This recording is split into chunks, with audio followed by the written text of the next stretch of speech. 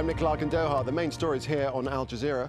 A massive bomb blast has wrecked police headquarters in Pakistan's second largest city as the army claims to have driven Taliban fighters from the main city in the Swat Valley.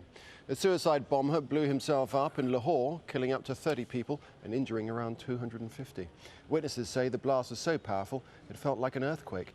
Our correspondent Imran Khan is at the scene. This is where the car bomb exploded. Now, this is going to be the focus of the investigation.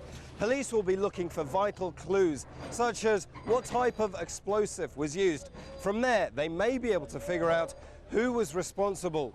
But if you can see behind me, they're desperately trying to clear the area. There are bodies still trapped underneath that rubble.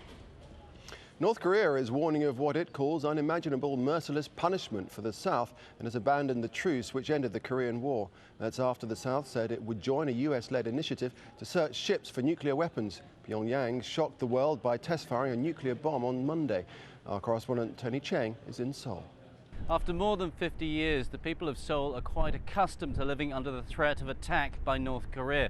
And it's clear the government here isn't going to be making any concessions. But as this crisis moves closer to the edge, it's also clear nobody is backing down. Tony Cheng, Al Jazeera, Seoul. A last-minute deal to save General Motors appears to have fallen through. America's largest vehicle maker is now almost certain to file for bankruptcy, with the jobs of almost 250,000 workers at risk. A year ago, Zimbabwe was gripped by political violence ahead of the presidential runoff. Now there's a national unity government. But what's changed, and what of the scars that have been left behind? Survivors who were set on fire by their political enemies have been speaking to our correspondent, Harry Matassa. It is still happening. Otherwise, where we will be drinking the beer gardens. You hear somebody saying, that is not enough, we are going to come again.